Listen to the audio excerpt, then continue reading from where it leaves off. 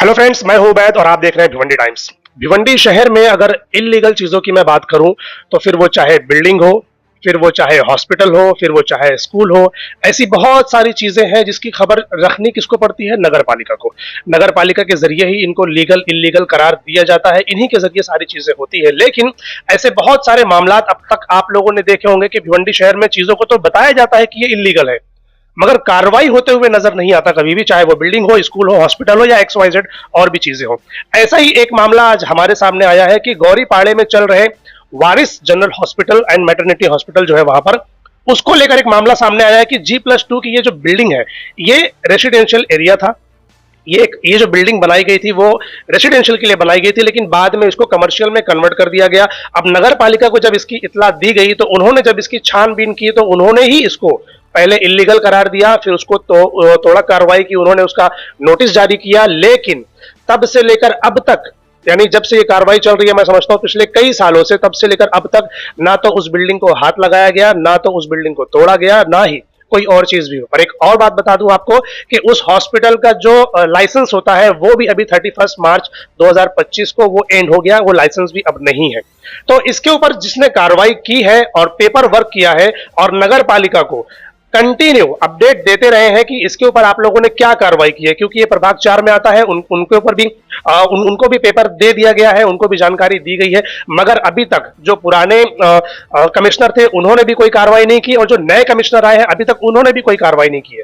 तो जो इसके ऊपर कार्रवाई कर रहे हैं, हमारे साथ वो मौजूद हैं एडवोकेट असद साहब। हम उनसे जानेंगे कि भाई ये मामला क्या है, कैसे है और क्यों है, और ये कार्रवाई नहीं हुई तो क्यों नहीं हुई।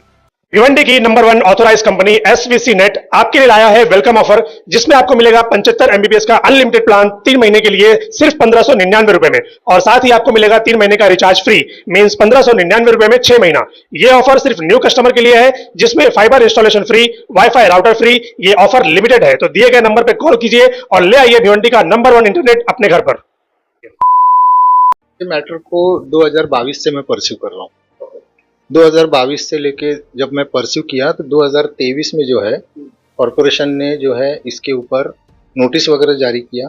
नोटिस जारी करने के बाद में कंसर्न डॉक्टर को सुनावनी के लिए कई लेटर्स भेजे गए और उनको पूरा मौका दिया गया।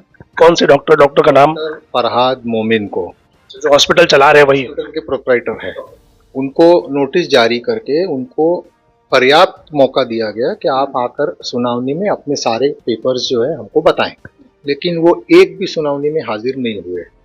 और उसके बाद में कॉरपोरेशन ने जो है अपने प्रोसेस के तहत उस बिल्डिंग को इलीगल घोषित किया और तोड़क कार्रवाई की नोटिस भी जाकर जगह पे उन्होंने पेपर सबमिट नहीं किया, तो उस बिना पर कि भाई आपके पास कोई पेपर नहीं है तो ये इलीगल हुआ, इस तरीके से इलीगल कॉरपोरेशन ने उसको इलीगल घोषित कर दिया। उसका कोई पेपर है, कुछ चीजें हैं? हाँ, वो सब मेरे पास मौजूद है।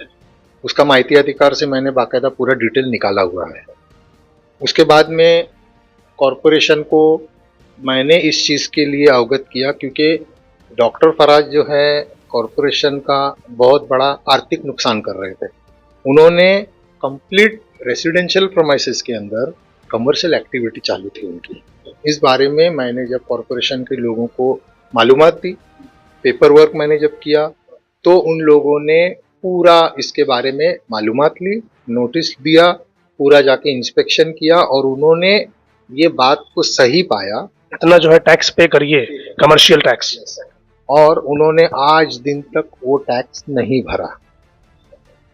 अब बोलने का मतलब ये है कि जो बिल्डिंग को कॉरपोरेशन तोड़क कार्रवाई की नोटिस लगाती है, जिस बिल्डिंग के ऊपर टैक्स पेंडिंग है, और सबसे अहम बात के 31 मार्च 2025 को उस हॉस्पिटल का जो परमिशन कॉरपोरेशन देती है हॉस्पिटल चलाने के लिए, वो परमिशन भी लैप्स हो गया है। लैप्स होने के बाद भी वो हॉस्पिटल आज दिन तक चालू है। तो इस बारे में मैंने जाके अभी जो हमारे नए कमिश्नर है उनसे पर्सनली 1 अप्रैल 2025 को मैंने मीटिंग ली। मीटिंग लेके मैंने उनको सारी डिटेल दी और उन्होंने आश्वासन दिया कि इसके ऊपर ज़रूर कार्रवाई होगी। अब सबसे पहली बात है कि मैं पहला ऑब्जेक्शन लेटर मैंने 10 फरवरी 2025 को हेल्थ डिपार्टमेंट में मैंने डाला। और हेल्थ डिपार्टमेंट के जो हेड है उनसे मैंने जाके मुलाकात की। तो उन्होंने बोला कि ठीक है, प्रभाग से हम कार्रवाई करवाते हैं और एनओसी मंगाते हैं। उसके बाद में जब कोई कार्रवाई नहीं हुई तो 19 मार्च 2025 को मैंने कमिश्नर को एक लेटर लिख के पूरा डिटेल मैंने इन राइटिंग दिया। अब 19 मार्च का एप्लीकेशन सबमिट करने के बाद फिर मैं 1 अप्रैल को पर्सनली कमिश्नर से मैं मिला और कमिश्नर ने मेरे को मौका दिया मिलने का। और मैंने जब कमिश्नर को बोला कि 10 फरवरी से लेके 1 अप्रैल तक 50 दिन हो गया, 50 दिन के अंदर तुम्हारे कर्मचारी जो है इसके ऊपर कोई एक्शन नहीं लेते हैं, तो इसके लिए मेरी मजबूरी है कि मेरे को पर्सनली तुम्हारे पास आके बैठ के तुमसे ये बातें बोलनी पड़ रही है। अगर तुम्हारा डिपार्टमेंट कायदे से अगर काम करता है तो मेरे को आपके पास आने की जरूरत क्या? ये मेरा मुद्दा है कि ऐसे इलीगल बिल्डिंग के अंदर जो तुम कॉरपोरेशन अगर परमिशन देती है तो इससे भिवंडी के लोगों को जान और माल का धोखा है। कहीं ना कहीं अगर देखा जाए तो वो एक हॉस्पिटल है, उसमें लोगों का इलाज होता है, लोग वहां पर जाते हैं बीमारियां लेकर, तो शिफा उनको मिलती है, वो अच्छे होकर आते हैं। तो क्या जरूरी है कि उसको तोड़ा ही जाए? क्योंकि अगर वो एक हॉस्पिटल है, एक उस एरिया में मैं समझता हूँ अगर कोई हॉस्पिटल नहीं है तो आसपास के लोगों को थोड़ी आसानी भी होती है। अभी सबसे बड़ी बात है कि हमारी चाहत नहीं है कि वो हॉस्पिटल टूटे, वो तो प्रोसीजर है, लीगल प्रोसीजर है कि अगर कोई बिल्डिंग इलीगल है जाहिर सी बात है उसको टूटना है। मंडी शहर में तो ऐसी बहुत सारी बिल्डिंगें इलीगल है जो नहीं टूटती है। देखा जाए तो नगर पालिका उसको हाथ भी नहीं लगाती है। एक बिल्डिंग की अगर बात करूं तो नगर पालिका हाथ नहीं लगाती, लेकिन अगर एक गरीब का घर होता है तो सबसे पहले टूटता है वो। इस तरीके की कार्रवाई होती है। अभी देखो आप करंट मामला देख लो कि सर्वे नंबर 388 का जो मैटर चला है, चिंदी शाह ट्रस्ट का जो मैटर चला है, उसके अंदर हाईकोर्ट के डायरेक्शन के बाद अब जाके जो है कॉरपोरेशन उसके अंदर हरकत में आई है, बराबर है। तो अब मेरा ऐसा मानना है कि हम तो पर्सनली मिल रहे हैं, कमिश्नर से बात कर रहे हैं, हेल्थ डिपार्टमेंट को हम इस बारे में अवगत करा रहे हैं। अगर इन लोग मेरे को मजबूर करेंगे तो फिर शायद मेरे को भी हाई कोर्ट जाके फिर डायरेक्शंस लेके आना पड़ेगा कमिश्नर के लिए और कॉरपोरेशन के खिलाफ। क्योंकि मैंने जितने पेपर वर्क दिए, मैंने नहीं बोला कि ये बिल्डिंग इलीगल है, कॉरपोरेशन ने उसको डिक्लेयर किया। उसका जो परमिशन कॉरपोरेशन ने दिया था वो लैप्स हुआ है। और इसके अंदर कॉरपोरेशन का कायदा है कि अगर किसी कमर्शियल प्रॉपर्टी के ऊपर अगर कोई टैक्स पेंडिंग है या अगर वो कंस्ट्रक्शन के बारे में कोई अगर लिटिगेशन है तो ऐसी जगह के ऊपर किसी भी तरीके का परमिशन ना दिया जाए। तो हम कोई नई बात नहीं कर रहे हैं, हम सिर्फ कायदे का उल्लंघन नहीं होना चाहिए और उसको कायदे से आप फॉलो करो, हमारा यही बोलना है। आपको कैसे पता चला कि ये रेसिडेंशियल को कमर्शियल में यूज किया जा रहा है? ये कॉरपोरेशन से ही हमको मालूम पड़ा, क्योंकि कॉरपोरेशन ने बताया आपको? टैक्स जब भरा जाता है ना तो हमको मालूम पड़ता है। वारिस नर्सिंग होम तो वारिस नर्सिंग होम का इतना कम टैक्स कैसे? लोग दिखेंगे तो पूछेंगे जरूर कि शायद आप कहीं ना कहीं हो सकता है कि आप उनसे नाराज हो, कोई पर्सनल प्रॉब्लम हो, कोई पर्सनल दुश्मनी हो, इसको लेकर आप इसको हाईलाइट कर रहे हैं। इस तरीके के लोग सोचते हैं। तो ये चीज हकीकत है, ये चीज हकीकत है। एक आदमी अगर किसी आदमी के पीछे लगता है ना तो उसके पीछे कोई ना कोई नाराजगी तो रहती है। ऐसे कोई अपनी खुशी से तो कोई जाता नहीं है कि चलो अपने को इसके पीछे लगना है, या कोई ब्लैकमेलिंग का या कोई खंडनी वाला मामला तो है नहीं। अपन तो प्रॉपर प्रोसीजर से जा रहे हैं और जितना भी प्रोसीजर मैंने अभी तक कॉरपोरेशन में किया वो सब सही था। और कॉरपोरेशन ने पेपर वर्क के जरिए अगर आप देखोगे तो कॉरपोरेशन ने मेरी हर बात को सही पाया। कॉरपोरेशन का जो नुकसान हो रहा था टैक्स के मामले में, कॉरपोरेशन को मैंने अवगत कराया। क्यों अवगत कराया? क्योंकि सबको मालूम रहता है मगर कॉरपोरेशन का बंदा हरकत में नहीं आएगा जब तक कि कोई एक्शन नहीं होएगा। तो आज तो हमने कॉरपोरेशन का फायदा करा के दिया है। आज 12.5 लाख रुपया जो कॉरपोरेशन मांग रही है, जो नोटिस उनको भेजी है, जो भी है, तो वो तो कॉरपोरेशन का बेनिफिट है ना, मेरा क्या बेनिफिट? उनको 12 लाख मिल रहे हैं, सही बात है, क्योंकि इतने सालों से वो रेसिडेंशियल टैक्स भर रहे हैं। अब उनको कमर्शियल में कन्वर्ट होगा तो उनका ही बेनिफिट है वो, सही। तो हम क्या कर रहे हैं? हम तो कॉरपोरेशन का ही काम कर रहे हैं ना। जो काम कॉरपोरेशन ने करना चाहिए वो आज हम जा जाके कॉरपोरेशन को याद दिला रहे हैं। ये चीज ना बहुत बहुत देखने को मिलती है कि अब कॉरपोरेशन के काम को अब एक आम पब्लिक कह लीजिए या जिनको जानकारी है उस बारे में उनको कह लीजिए कि अब वो लोग नगर पालिका के पास जाकर बताते हैं कि देखो ये ऐसा है, ये ऐसा है, ऐसा है। जबकि नगर पालिका को खुद चाहिए कि आप किसको परमिशन दे रहे हो, आप किसको परमिशन नहीं दे रहे हो, आप जाके जगह का इंस्पेक्शन तो करो कि भाई जो इन्होंने दिया हुआ है, जो बायलॉज में चीजें हैं, क्या वो फिट बैठ रही है, या जिस चीज का परमिशन हम दे रहे हैं क्या उसमें फिट बैठती है वो चीज। अगर बैठती है तो आप दीजिए, नहीं बैठती है तो उसी वक्त उसको नहीं मिलना चाहिए। लेकिन आप लोग देखते ही होंगे कि बहुत सारे भ्रष्टाचार के मामले नगर पालिका में जो अधिकारी हैं इनके ऊपर कई बार हो चुके हैं। अभी हाल में भी हुआ था। मगर क्या होता है, आदमी 2 दिन 4 दिन 10 दिन याद रखता है, उसके बाद भूल जाता है और फिर नॉर्मल सारी चीजें चलने लगती हैं और फिर से वही मामला होने लगते हैं। इस पे चाहिए कि नगर पालिका के जो कमिश्नर साहब है वो टाइट हो अपने डिपार्टमेंट को लेकर, ताकि वो कार्रवाई करे कि भाई जो इलीगल है वो इलीगल है, जो लीगल है वो लीगल है। हमारा खाली बोलना यही है कि अगर वो लीगल है तो उसको लीगलाइज करो, उसका जो भी सुनावनी करके वो जब टैक्स अगर भरता है भर के लो। हॉस्पिटल अगर बिल्डिंग अगर लीगल है तो कायदे से हॉस्पिटल चले, उससे हमको कोई दिक्कत नहीं है, कोई दिक्कत नहीं है। हम सिर्फ ये जो बातें कर रहे हैं कि भाई भिवंडी में अगर कहीं ना कहीं सुधार आना चाहिए हर मामले में, चाहे हॉस्पिटल हो, बिल्डिंग हो, कुछ भी हो। और अगर नहीं करती, जैसे इतने सालों से तो नगर पालिका नहीं कर रही है अभी, तो फिर नहीं करती है तो फिर अभी इसके ऊपर अगर कॉरपोरेशन नहीं करती है तो फिर मेरे को कॉरपोरेशन मजबूर करेगी कि मैं फिर फर्दर स्टेप्स लूं, क्योंकि अभी तक तो मैं हर तरीके से कॉरपोरेशन को सपोर्ट कर रहा हूं। कल मेरे को कॉरपोरेशन मजबूर ना करे कि मेरे को हाईकोर्ट जाके कॉरपोरेशन के खिलाफ, कमिश्नर के खिलाफ मेरे को लीगल प्रोसीडिंग्स डाल के फिर मेरे को ऑर्डर लेके आना पड़े, तो ये तो गलत हो जाएगा। ऐसे और भी कई हॉस्पिटल्स हैं, तो क्या उसके ऊपर भी इस तरीके की कार्रवाई आप करेंगे? नहीं, अगर एक के बारे में अगर ऐसा होता है तो जाहिर सी बात है कमिश्नर साहब आए हैं तो उनको भी मालूम पड़ेगा, तो वो जब लीगल एक्शन होगा तो वो कायदे से हर हर हॉस्पिटल के ऊपर लागू होगा। हॉस्पिटल ही क्यों, मैं तो समझता हूँ हर साल नगर पालिका इलीगल स्कूलों की लिस्ट जारी करती है बाकायदा, और वो लिस्ट जारी करके 10 से 15 दिन के बाद मामला खत्म हो जाता है। कौन सा स्कूल इलीगल है, कौन सा लीगल, सब साफ हो जाता है, कोई कार्रवाई नहीं होती। वैसे ही इसके ऊपर भी आंख बंद करके बैठेंगे वो, कार्रवाई कहाँ होती है? नहीं, तो मैंने इसके लिए कमिश्नर साहब को अल्टीमेटम दिया कि आप 8 तारीख तक इसके ऊपर कोई डिसीजन लो।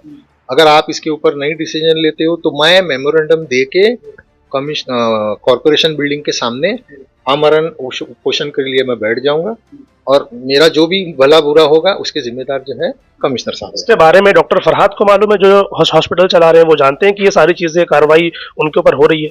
ये सब चीजें उनको मालूम है, ये सब चीजें उनको मालूम है, क्योंकि उनको कॉरपोरेशन के सुनावनी के लिए नोटिस जा चुकी है। वो खुद कॉरपोरेशन के खिलाफ कोर्ट में जाके स्टे ले चुके हैं। उनके ऊपर बुईवाड़ा पुलिस स्टेशन के अंदर MRTP के तहत FIR हो चुका है।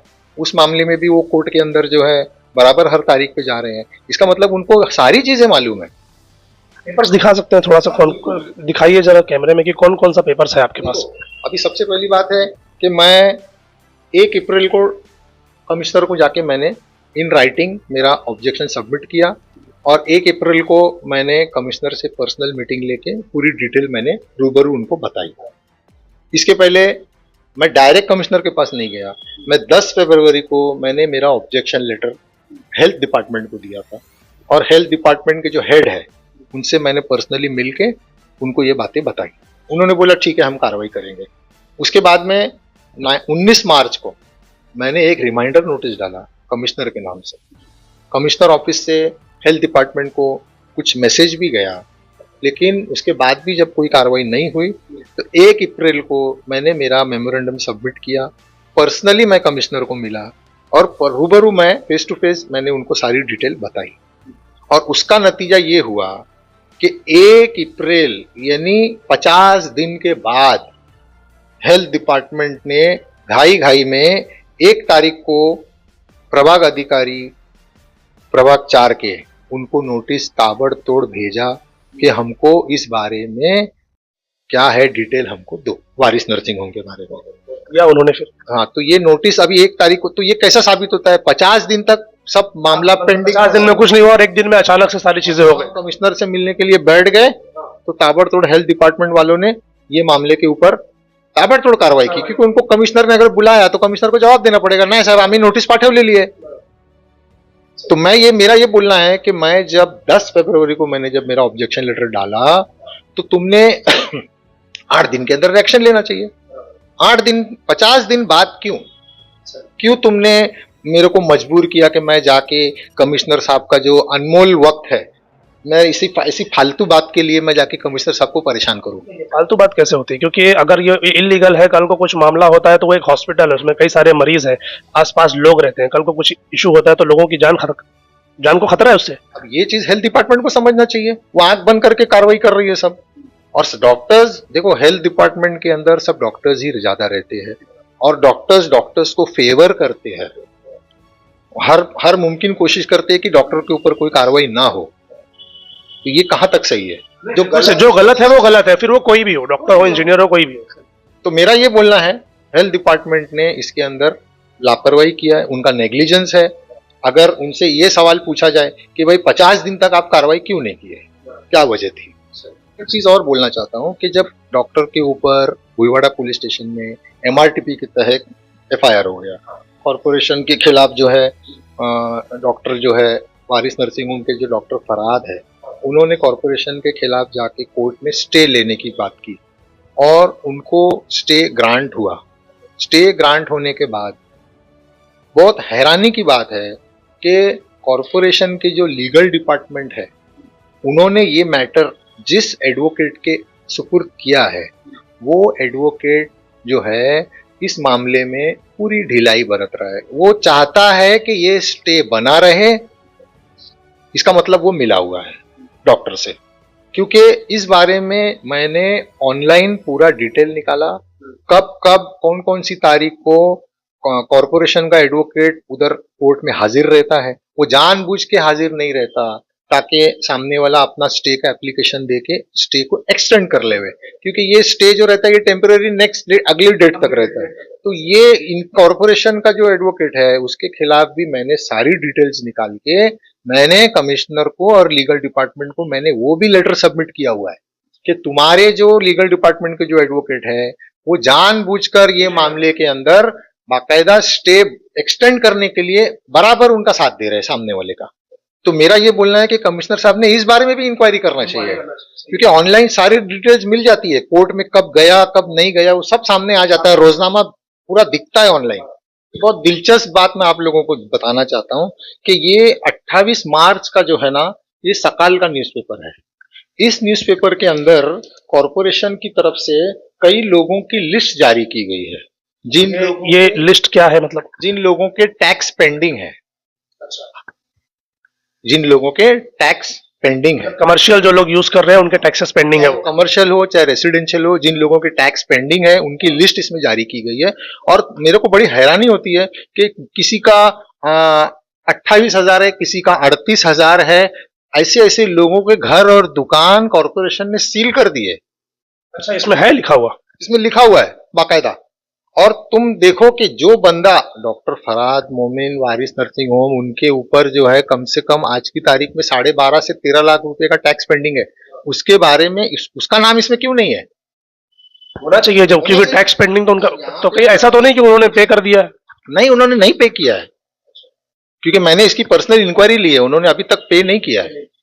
और उसकी हिम्मत तो देखो कि न टैक्स पे किया, ना बिल्डिंग के बारे में जब उनको सुनावने के लिए बुलाया गया डॉक्यूमेंट्स के लिए वो भी उन्होंने सबमिट नहीं किया, और हॉस्पिटल चलाने के लिए परमिशन रिन्यूअल के लिए उन्होंने जो है फाइल पुटअप की हुई है कि मेरा हॉस्पिटल का परमिशन रिन्यू करो। और सबसे बड़ी एस्टोनिशिंग बात यह है कि उन्होंने पिछले 12, 13, 15 साल से जितने भी बार उन्होंने अप्लाई किया हुआ है, उन्होंने एक ही स्टाफ का, नर्सिंग स्टाफ जो है जो उधर काम नहीं करता है, बोगस पेपर्स उसके लगाए हैं। अब क्या मालूम वो स्टाफ इनके साथ मिला हुआ है या स्टाफ अंधेरे में है, उसको इस चीज की इसका इल्म नहीं है, और उन्होंने वो पूरा बोगस। हो सकता है कि वाकई में वो ओरिजिनल हो, तो बोगस पेपर आप कैसे बोल सकते हैं फिर? क्योंकि एक तरीके से कभी उधर काम किया ही नहीं, जिसकी लिस्ट उन्होंने दी है वो स्टाफ वहां पर है ही नहीं, ऑन रिकॉर्ड ही नहीं है। तो इसके बारे में मैंने पिछले साल कंप्लेंट डाला था हेल्थ डिपार्टमेंट में। अब सबसे बड़ी बात, जब मैंने कंप्लेंट डाला तो हेल्थ डिपार्टमेंट का काम है विजिलेंस की तरह जाके रेड करना, तो वो मैटर जो है डॉक्टर शमीम के पास गया कि जाओ आप जाके इंक्वायरी करो।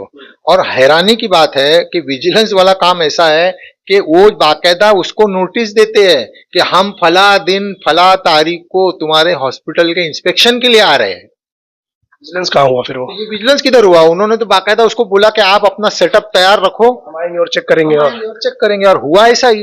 रेड ऐसी थोड़ी होती है, रेड तो ऐसी होती है कि बाजू वाले को भी पता ना चले कि अब हम क्या करने जा रहे हैं, वो रेड होती है। ऐसे रेड कैसे होती इसके लिए मैंने वो पेपर निकाला हूं जो स्टाफ का उन्होंने दिया है, और उस स्टाफ की पूरी डिटेल निकाल के उस स्टाफ के ऊपर जो है मैं एफआईआर करने वाला हूं। 156(3) के तहत मैं केस करूंगा ताकि ये स्टाफ को पकड़ के लाया जाए। वो स्टाफ खुद ही बोलेगी मैं उधर काम करती हूं कि नहीं करती हूं। है? वो लोग खुद ही बताएंगे, सही बात। तो मेरा ये प्रोसीजर अभी दिस इज अंडर प्रोसीजर, और मैं ये कार्रवाई करूंगा। वारिस हॉस्पिटल के जो डॉक्टर फरहाद है, तो उनसे भी कुछ कहना चाहते हैं कि अगर जो बातें अभी एडवोकेट साहब ने बताई है और नगर पालिका ने जो भी पेपर वर्क किया है आपकी बिल्डिंग से रिलेटेड, आपके हॉस्पिटल से रिलेटेड, आपको लगता है कि नहीं इसमें कुछ भी अनबन है या कुछ भी 19-20 है, तो चैनल पे हमारा नंबर है, आप हमसे भी कांटेक्ट कीजिए। और आपकी अगर कुछ बात ऐसी है कि नहीं ये जो बोल रहे हैं वो गलत है या ये जो बोल रहे हैं वो सही है, ये ऐसा नहीं ऐसा है, आप अगर कुछ भी बताना चाहते हैं तो आप हमसे कांटेक्ट करिए। चैनल पे हमारा नंबर है, हम उसको भी सबके सामने रखेंगे। Thank you.